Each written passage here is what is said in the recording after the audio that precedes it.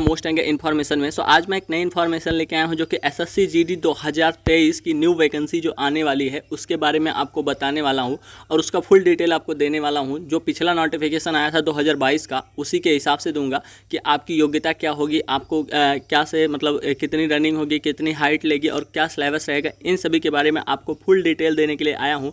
तो चलिए वीडियो को स्टार्ट करते हैं। तो जैसा कि आपको पता होगा कि एसएससी जीडी की 2022 में एक वैकेंसी आई थी जिसके जो 50,187 थी, 50,187 थी और उसके पहले 21 में भी आई थी। अब इसके बाद जो होता है आपकी बार 23 में जो होता है आपकी वैकेंसी जो है 2023 में आपकी वैकेंसी जो है वो नवंबर मंथ में आ रही है। कितने मंथ में? नवंबर मंथ में आ रही है, नवंबर में। और किसी ने नोटिस नहीं देखा होगा तो देख लेंगे, शायद अब की बार नोटिस हट गया है लेकिन वो नोटिस फिर से आपका अपडेट हो जाएगा। तो नवंबर में आपकी जो वैकेंसी है वो फिलहाल में आ रही है। तो उसकी पूरी डिटेल हम आपको बताते हैं कि कितनी वैकेंसी आएगी। तो चलिए वैकेंसी की बात करें तो वैकेंसी जो मुझे लगता है आएगी रहेगी, मुझे लगता है 30,000 प्लस वैकेंसी रहेगी, 30,000 प्लस, क्योंकि हर बार जो आती है वैकेंसी वो लगभग 26,000 25,000 के आसपास रहती है। लेकिन वो वैकेंसी जो है जब बढ़ती है तो बढ़ के लगभग 50,000 हो जाती है। तो अब की बार भी वैकेंसी जो होता है आपकी 50,000 प्लस ही रहेगी, मतलब 30,000 आएगी लेकिन वो 50,000 हो जाएगी। तो 50,000 प्लस वैकेंसी रहेगी। अब जिन लोगों का सिलेक्शन नहीं हुआ है किन्हीं कारणों की वजह से, जैसे वो नंबर में नहीं आए, नंबर उनका कम रह गया है, कट ऑफ हाई रह गई, या फिर वो फिर नहीं सेलेक्ट हो पाए, या फाइनल मेरिट से बाहर हो गए, या मेडिकल से बाहर हो गए, तो उनके लिए गोल्डन अपॉर्चुनिटी है इस बार अपना बदला लेने के लिए। तो वो जो वैकेंसी आ रही है उसके हम फुल डिटेल देने के लिए आपको आए हैं। तो चलिए हम चलते हैं नोटिफिकेशन पे 2022 के और वहाँ से आपको पूरा डिटेल हम देते हैं। तो फिलहाल हम आ चुके हैं 2022 के नोटिफिकेशन पे। ये 2022 का नोटिफिकेशन है जो ssc.nic.in से जो था एसएससी जीडी का। यहाँ पे देख लीजिए एसएससी जीडी का जो तो नोटिस आया था 2022 में। ऐसे अब की बार जब 2023 में आएगा तो 2023 में ऐसे ही आपका नोटिस रहेगा। अब हमें जो जानना है वो वैकेंसी के बारे में मैंने आपको बता दिया कि 30,000 प्लस आएगी और उसके बाद जो होता है आपका फिर आपका हो सकता है वैकेंसी बढ़ जाए। तो अब देखें तो नेशनलिटी आपकी क्या होनी चाहिए। तो सबसे पहले नेशनलिटी आपकी इंडियन होनी चाहिए और उसके बाद जो होता है हाइट जो होता है क्या होनी चाहिए, हाइट आपकी यानी कि हाइट नहीं, एज लिमिट क्या चाहिए, एज लिमिट 18 से 23 चाहिए। पिछली बार आपको 3 साल की एज में छूट मिली थी, इस बार आपको एज में छूट नहीं मिलेगी। अब वहीं पर देखें अगर एज लिमिट में 18 से 23 किसके लिए है, जनरल के लिए। ओबीसी के लिए अगर देखें तो यहाँ पे देख लीजिए SC ST के लिए जो तो छूट जो होता है 5 साल की है, मतलब वो 23/4/27 से 28 साल तक देख सकते हैं। ओबीसी अगर हमें देखें तो ओबीसी 3 साल के लिए देख सकते हैं, मतलब 26 साल तक। और EX सर्विसमैन जो होता है वो 26 साल तक देख सकते हैं। EX सर्विसमैन मतलब जिनकी उनका ड्यूटी पीरियड्स हो गए EX सर्विसमैन के लिए।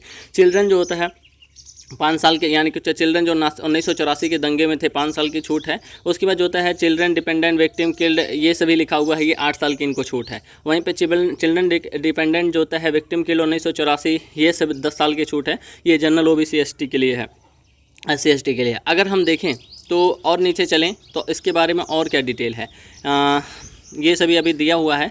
और नीचे अगर हम देखें तो एजुकेशनल क्वालिफ़िकेशन क्या मांगी थी। एजुकेशनल क्वालिफ़िकेशन ओनली अगर आप 10वीं पास हैं तो आप इसमें फॉर्म भर सकते हैं। आप पास होने चाहिए 10वीं, और कोई ज़रूरी नहीं है कि फर्स्ट सेकंड थर्ड हो, कोई दिक्कत नहीं है, बस पास होना चाहिए।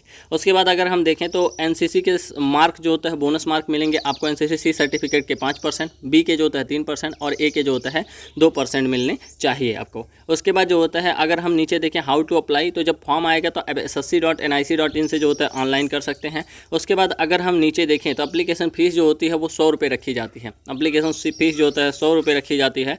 और जो होता है SC ST और ये सर्विसमैन के लिए जो होता है रिजर्वेशन एग्जाम पे पेमेंट फीस शायद इनको छूट मिलती है वोमेन कैंडिडेट के लिए।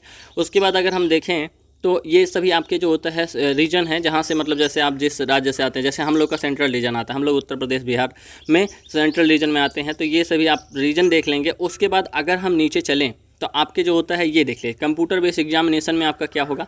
सबसे पहले आपके रीजनिंग में जो होता है 20 क्वेश्चन आएंगे 40 नंबर के। वहीं पे अगर हम देखें तो general knowledge and general awareness में 20 क्वेश्चन आएंगे 40 नंबर के।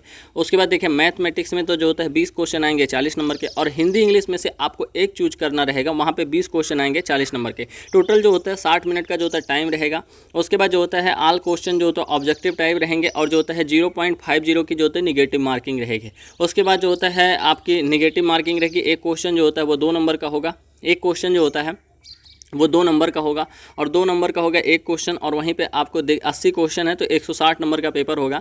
और आपको जो टारगेट करके चलना चाहिए, मुझे लगता है अगर आप हाई स्टेट कट ऑफ से हैं तो समथिंग 130 प्लस या 130 प्लस या 140 प्लस के टारगेट करके चलना चाहिए। लो स्टेट से हैं तो आप समथिंग मुझे लगता है 100 प्लस टारगेट करके चलेंगे, और मीडियम स्टेट से हैं तो आप 120 प्लस टारगेट करके चलेंगे तो आपका बेड़ा पार हो जाएगा।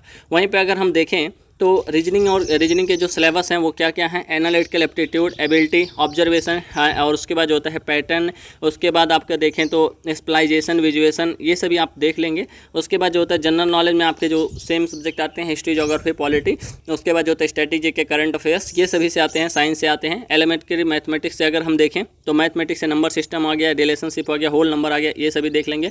और हिंदी और इंग्लिश में आपकी नॉलेज बस होनी चाहिए, उतना ही काफ़ी है। अब यहाँ पे देखते हैं हम पीईटी पीएसटी में क्या होता है। तो पीईटी पीएसटी में अगर हम देखें तो पीईटी के लिए जो होता है, मेल के लिए जो होता है 5 किलोमीटर की रनिंग होगी 24 मिनट में, वहीं फीमेल के लिए 1600 मीटर की रनिंग होगी 8.5 मिनट में। किसको छोड़कर, लद्दाख रीजन के लोगों को छोड़कर। लद्दाख रीजन वालों के लिए क्या है, मेल के लिए 1600 मीटर रनिंग है 6.5 मिनट में, वहीं पे फीमेल के लिए 800 मीटर की रनिंग है जो होता है 4 मिनट में, फॉर दी लद्दाख रीजन के लिए है। उसके बाद जो होता है अगर हम देखें तो हाइट आपकी क्या होनी चाहिए, हाइट जो होता है मेल की जो होता है होनी चाहिए 170 सेंटीमीटर होनी चाहिए, वहीं पर फीमेल की जो होता है हाइट 157 सेंटीमीटर होनी चाहिए। अब यानी कि कुछ कैटेगरी को जो छूट दी गई है उनके बारे में अगर हम बताएं तो आल शेड्यूल जो होता है, आल कैंडिडेट जो होता है हैविंग शेड्यूल ट्राइब 162.5, वहीं पे फीमेल के लिए 150.0 है। आल शेड्यूल ट्राइब कैंडिडेट जो होता है ईस्टर्न, नॉर्थ ईस्टर्न स्टेट्स जो आते हैं 157.0 और फीमेल के लिए 147.5 है। ये सभी आप देख लेंगे, ये हाइट है आपके बारे में है। उसके बाद जो होता है अगर हम नीचे देखें तो चेस्ट आपकी जो होता है नॉर्मल क्या होनी चाहिए, यानी कि होता है बिना फुलाने पे जो होता है 80 सेंटीमीटर, और फुलाएंगे जो होता है तो आपकी 5 सेंटीमीटर आपकी फूलनी चाहिए। सेम जो होता है ऐसे चेस्ट में छूट दिया गया है, यहाँ पे आप पढ़ लेंगे, ये जो लिखा हुआ है यानी कि होता है all candidate belong in schedule tribe area से बिना फुलाए जो होता है 76 सेंटीमीटर, फुला के जो होता है आपका 5 सेंटीमीटर फूलना चाहिए। लद्दाख जो यानी कि होता है हिमाचल जो यहाँ से आते हैं कैंडिडेट जो होता है category Gorkha, Kumaon, Dogra, Maratha candidate belonging state जो होता है यूटी, असम, हिमाचल प्रदेश, जम्मू कश्मीर, लद्दाख, उनके लिए जो होता है चेस्ट जो होता है 78 सेंटीमीटर और फुलाने पे जो होता है 5 सेंटीमीटर फूलना चाहिए। तो ये सभी आप देख लेंगे। वेट आपका जो होता है जब मेडिकल आपका लिया जाएगा तो वहाँ पे वेट आपका जो होता है आपके हाइट के हिसाब से कर लिया जाएगा, तो आप देख सकते हैं। उसके बाद जो होता है फाइनली आपका मेडिकल एग्जामिनेशन होगा, फिर आपकी जो होता है ज्वाइनिंग हो जाएगी।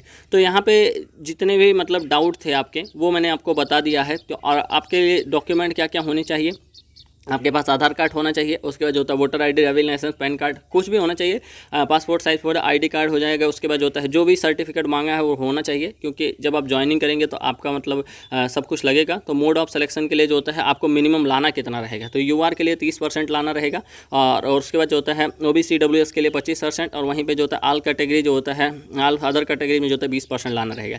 ये सिर्फ पासिंग मार्क रखा गया है, यहाँ पर मेरिट नहीं जाती है, आपको पता ही होगा मेरिट बहुत हाई जाती है, तो इसीलिए आप ये सब देख सकते हैं। तो मैंने सोचा कि एक डिटेल है जो कि एसएससी जीडी जो न्यू वैकेंसी आने वाली है, कुछ लोगों को पता नहीं है, तो वो कम से कम अच्छे से आप तैयारी कर पाएंगे। तो अच्छे से आप तैयारी कीजिए। और एक मेरा टेलीग्राम चैनल है मोस्ट एंगर इन्फॉर्मेशन के नाम से, अगर आप चाहते हैं कि ये पीडीएफ आप देखना चाहते हैं वहाँ पे, तो उसको ज्वाइन कर लीजिए, वहाँ पे मैं ये पीडीएफ आपको सेंड कर दूंगा। सो ये एक वीडियो थी जो कि मुझे लगा कि आपको देनी चाहिए। सो आई होप कि वीडियो आपको अच्छी लगी होगी। अगर वीडियो अच्छी लगे तो वीडियो लाइक करना, शेयर करना, सब्सक्राइब करना। मिलते हैं नेक्स्ट वीडियो में। धन्यवाद, नमस्कार, जय हिंद।